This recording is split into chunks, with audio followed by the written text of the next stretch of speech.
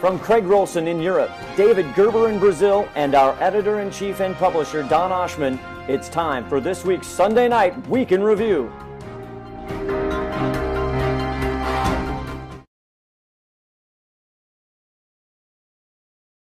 Good evening, and welcome to another edition of the HideNet recap of the World Market Report. Not the world, but North America, Latin America, and Europe. It's Sunday, November 9th. I'm Don Oshman, editor-in-chief and publisher of HideNet Market Reports. Our European editor, Craig Rolson, reports this week that Russian sanctions are negatively affecting the market. Not in a huge way, but there's an undertone that a lot of this business that used to go to Russia, makes it easily from Italy and other countries, is not that way anymore. However, there are rumors, nothing factual, of roundabout trade going via China or Kazakhstan or someplace like that. You know, where there's a will, there's a way. We talked about that before the sanctions took place. But also, Russian goods are not coming in, and European hides, crust, wet blue are not going through the channels like they used to. The dollar strengthened against the euro, which had the effects of you can't do much about that. That's what happened. Makes the American merchandise more expensive. European buying interest was rather dull, but the Asians picked up a little bit of the slack. Luxury business was reduced from the tremendous peak the last couple of years, and it's been reduced. It's just not, the pizzazz is kind of going away. That's affected the vealskin market, especially for the high-priced purses and leather goods, luxury brand names. China is just not buying in the same quantity they were. And of course the Europeans aren't because they're bordering on recession. European furniture business is also down from last spring and last year. And any bullish sentiment in the European market is going away. Nobody's bullish. In fact, nobody's bullish any place in the world that we follow. Does that mean everybody thinks the sky is falling? Not necessarily, and the sky is not falling, but it's not what it was. European tanners, Craig reports, appear more focused on making leather sales than they are buying raw material, and that's trickled down the supply chain as well. Actual price declines are less than the atmosphere and predictions would say so. And again, you can see this in other countries. It's interesting to me how if it's European market or the Latin American market, North American market, they kind of go in consort. One doesn't become bullish while the other one's bearish. Also, the vealskin market, as we talked about before, lower for most selections of vealskins, which you couldn't get enough of them a year ago. So you can see that because of Chinese luxury spending as well. North America this week, the prices tilted in a southerly direction. Benchmark Texas steers sold for between $114 and $116 CNF. There's a reduction in slaughter capacity. There was an article about that this week where the kill is down, I think it was 4.5%, The ability to kill, the slaughterhouses have reduced their capacity or gone out of business 4.5% of what it was a year or so ago.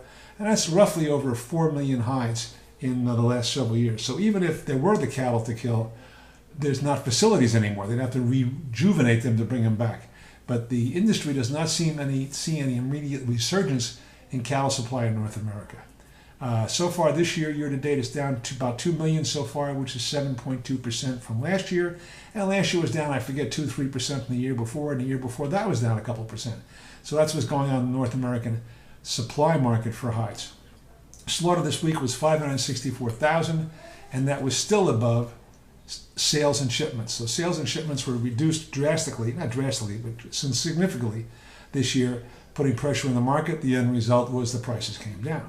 Also, to keep the kill at a low level, packers were losing, as of a week ago, about $100+ a head.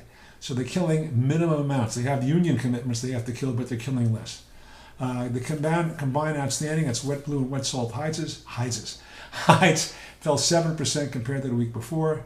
And we also talk about in this week's North American Report, U.S. Week in Review, how the West Coast pork strike, which is Los Angeles and Oakland and places like that, they're slowing down because of a union conflict with the ports, and they're dragging their feet, so shipments coming in and jumping out hurt everything, and it also hurts some people from getting containers to load the ship hides. This also delays LC openings, bills of lading, and all those sort of things.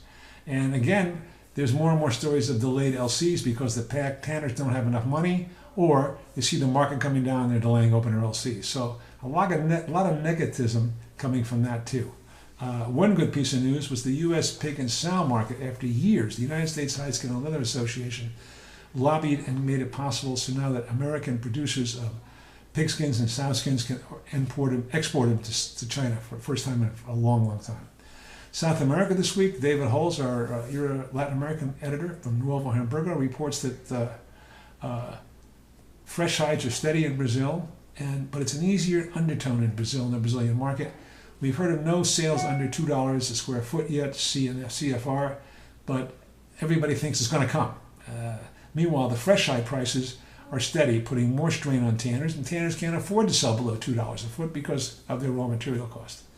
In Argentina, prices are easing, but there's good buyer interest. It's just a matter of price. And the Argentinian split prices are generally steady. We talk about that in this week's Latin American report.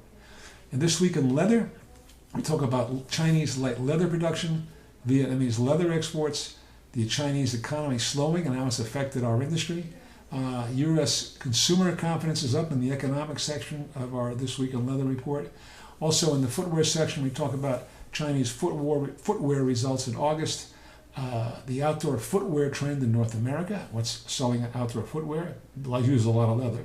Also a sales prediction analysis of 2015, what we can expect in automotive sales, and we all know the percentage of leather that goes into automotive depending on where you're from, what country. And also our comments at the end of the year and market observations looking forward is how substitutes are infringing on leather consumption. Everybody we talk to says they're doing, not everybody, most everybody says they're selling less leather this year than they did a year ago because we feel substitutes are taking a greater percentage of what leather goods are made out of. Leather, but more and more substitutes. So, lots of news on HideNet. Get a free trial. You can't win. You can't win if you don't have a free trial. If you get a free trial, you can see what we have for sale, you can see what we offer, and you can see why so many people in over 60 foreign countries think it's well worth the price of a subscription. www.HideNet.com. Nothing to lose and a great deal to gain.